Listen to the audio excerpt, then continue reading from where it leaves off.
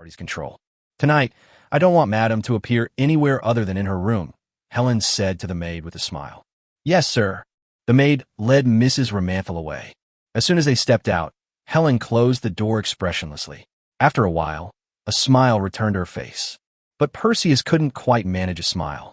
Chapter 77. Helen noticed the subtle change in Perseus's expression and walked over with a smile. I'm sorry to have startled you. It's all right, Perseus smiled. Helen took his hand, and the two sat side by side on the bed. She sighed. I've never told you about this, but I couldn't hide it from you in the end. Perseus watched her silently. My mother sometimes has mental instability. Helen's smile was somewhat bitter. Why is this happening?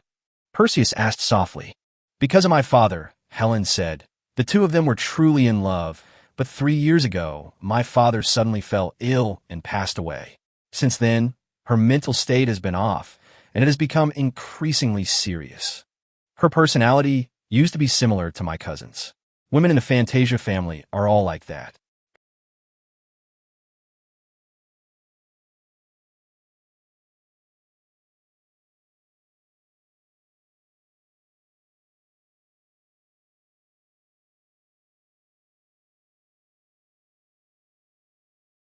Proud and confident, a bit arrogant to outsiders, but very gentle and warm to their own family.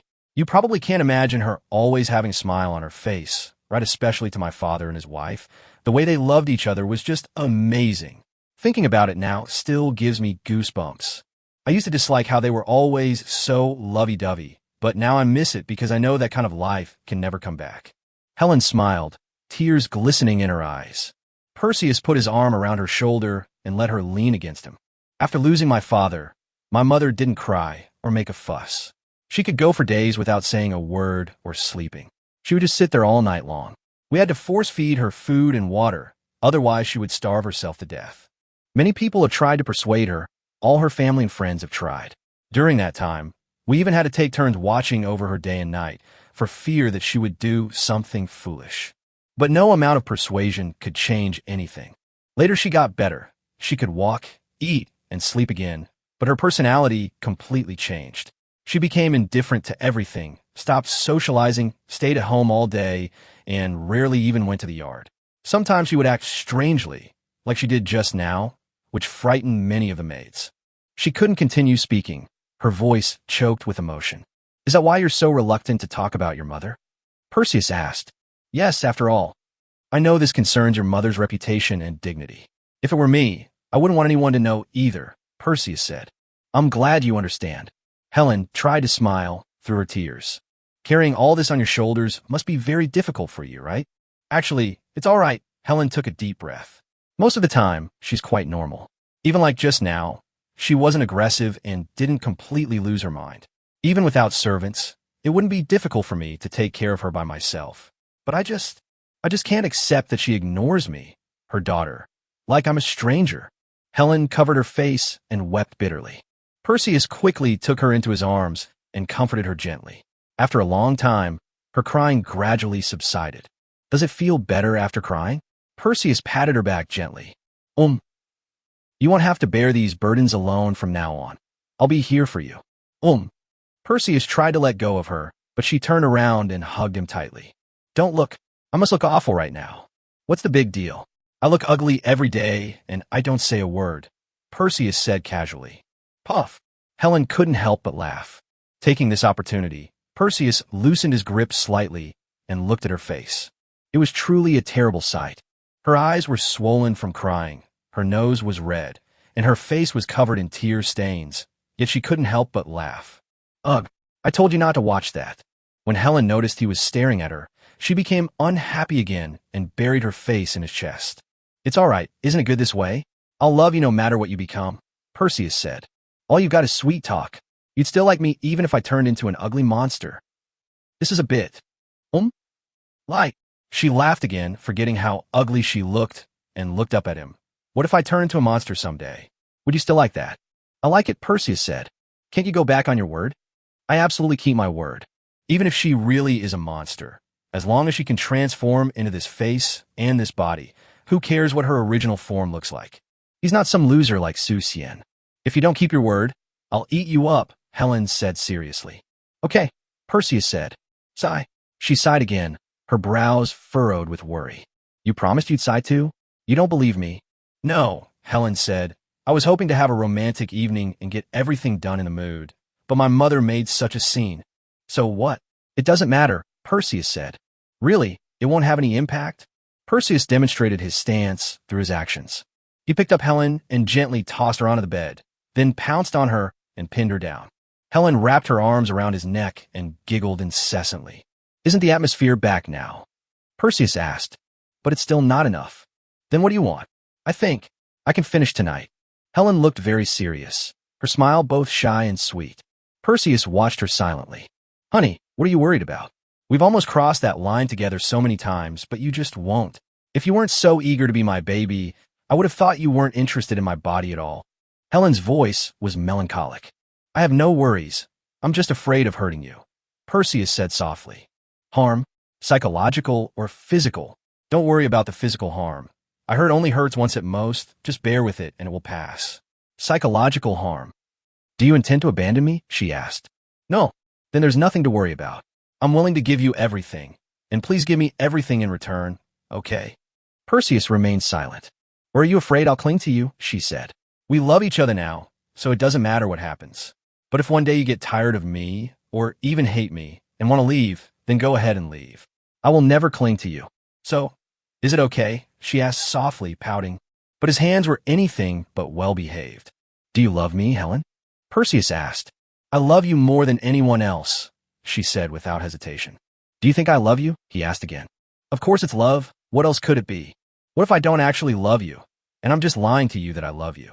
Perseus finished speaking with a smile, his heart at peace like never before, gazing into Helen's softly shimmering eyes. I love you even if you're lying to me. Just as he decided to leave, Helen suddenly spoke. Then she lifted her head and gently kissed his lips. There's nothing we can do about that. A moment later, a muffled groan of pain rang out, and the peaceful night began to turn unusually intense. Chapter 78, Strange Dreams. Perseus groggily opened his eyes and suddenly smelled a faint floral fragrance. Then he realized that the seat next to him was empty.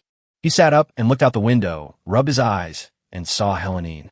She stood by the window with her back to him, her hands on the windowsill looking out, completely naked, her beautiful long purple hair cascading down to her calves. Perseus frowned slightly, a question inexplicably arising in his mind. Is she that tall? My hair seems to have grown a lot longer. Moonlight streamed in through the window, bathing the floor in its bright, clear light, almost making him think it was already dawn. Her beautiful shadow stretched out long and extended right in front of him. Darling, Perseus tried to call out to her. The woman by the window turned to look at him, a faint smile on her face. Her scarlet eyes, like smoldering embers, flickered with a bright light in the shadows. Perseus was somewhat stunned. He was quite certain that it was Helene, but it seemed to be slightly different from the Helene in his memory, making him hesitate to recognize it for a moment. What's wrong, darling? She whispered. Her smile deepened slightly, with the moonlit ocean behind her, tranquil and vast, a perfect backdrop that accentuated her face, making her appear both holy and dangerously alluring. So beautiful, it was unbelievable, almost otherworldly. It's like you could ascend to heaven or return to hell at any moment. In short, it will completely disappear from his sight, mercilessly swallowed up by the boundless moonlight. And then, I never saw her again. In an instant, a bone-chilling cold swept over them. What are you doing standing there? Come here, I'm so cold. Perseus's voice was very soft, as if he was afraid of disturbing her and making her leave him in displeasure. But she just smiled, turned around, and walked over, step by step. At this moment, Perseus realized that she was really tall, at least 2 heads taller than Lovia, almost a female giant. The most beautiful female giant in the world. He wanted to express his question, but the words seemed to get stuck in his throat. After trying several times, he simply gave up. After all, that's not important. As long as she's willing to come, that's enough. Not only her height, but a certain part of her body had also swelled up considerably. When she got close, he realized it was almost bigger than his head. He seemed to have had a very strange dream. Helen stretched out her arms and hugged him, her tall, soft body completely enveloping him. Perseus was completely immersed in her tenderness, unable to see anything else. He groped his way to her waist and felt incredibly secure, experiencing a sense of satisfaction he had never felt before. "Go to sleep," she said softly, her voice tinged with amusement. Her voice was like a spell, causing his consciousness to relax and become blurred again, quickly melting away into the moonlight that filled the room. Perseus opened his eyes and suddenly felt a pang of fear. Last night's dream was strange in every way, and the more he thought about it, the more frightened he became. The space beside me was empty again, but the blankets felt full. A strange feeling struck my very soul. Perseus placed his hand on it. Helen peeked out from under the covers, nestled against him, and smiled sweetly. "Good morning, darling." It's the Helen voice from my memory. It seemed that it really was just a strange dream. While secretly relieved, Perseus felt a sense of loss. Although he was still scared, he was also somewhat fascinated by that dreamlike feeling. "What's wrong, darling? Is something on your mind?" she asked. "Playing pranks on people so early in the morning?" Perseus said helplessly. "It's just breakfast," she said innocently. "Hiss. If there's nothing else, I'll head back now." "I'll take you to have your breakfast after I finish eating," Helen said, then slipped back inside. Perseus couldn't help but gasp. He felt that he was going to die at this woman's hands sooner or later. A little while later, Perseus sat at the table eating his fried bread and milk. There was another dish on the table, but Helen hadn't arrived yet. Mrs. Lamanthal sat in front of her dressing table, gazing silently at her haggard face in a mirror. The door suddenly opened. The footsteps grew closer, and she listened with trepidation, wishing she could close her eyes immediately, yet her eyes remained wide open. "Did you sleep well last night, Mother?" Helen gently placed her hand on her shoulder. Mrs. Lamanthal remained silent. "You don't need to be afraid. I'm not angry about what happened last night. Although I really don't like you talking nonsense in front of my boyfriend. What can I do? You're my mother. I can only tolerate it." Helen smiled helplessly. "I am not your mother," Lamanthal said, her voice strained. "How could it not be? Have you forgotten? You carried me for 10 months and gave birth to me. You suffered a lot. I remember all of this. I remember your kindness in giving me life and raising me. I wish I had never given birth to you. I wish I had never married into this family." Mrs. Lamanthal's expression was contorted with pain. "But that's not the case. We can't change the past." "You monster," Mrs. Lamanthal sobbed. "Monster?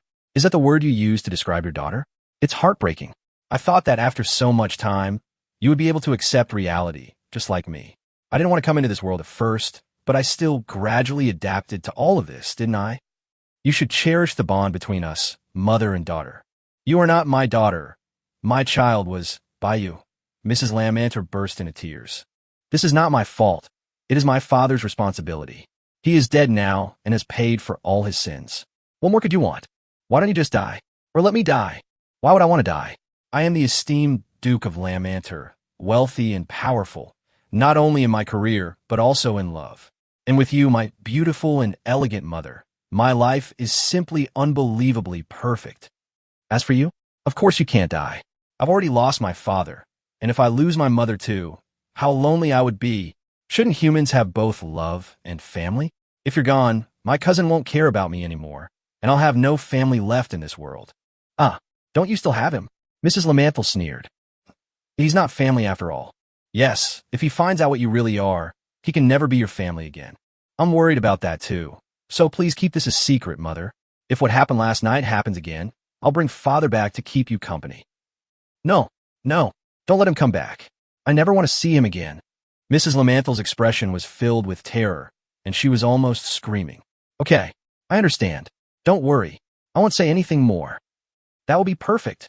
Helen smiled, gently kissed her forehead, and silently left the room. Mrs. Lamanthal slumped in her chair, her face deathly pale, her eyes wide open, staring straight ahead. The man's blurry face flashed by in the mirror. "Don't come back," she murmured. Chapter 79, The Real Andre. After that night, Perseus and Helen's relationship became even closer, and their regular activities on the rooftop increased. However, that strange dream kept lingering in his mind. As time passed, he forgot many details, but the figure and the moonlight filling the room remained etched in his heart. He didn't try to ask Helen any questions, because he knew she wouldn't answer truthfully, and it would be pointless to ask. Moreover, he always had a feeling in his heart. You can't ask. Once that question is voiced, everything will change drastically, and their relationship will never be as close as it is now. She would disappear completely from his sight, just as he feared in his dream. The thought of never seeing her again caused him a heart-wrenching pain. However, not asking doesn't mean he's given up on finding out the truth about these things. We just can't find a breakthrough right now, so we have to put on hold for the time being. He will never let the opportunity slip by when it arises. Let's maintain the status quo for now. He thought that if possible, he would keep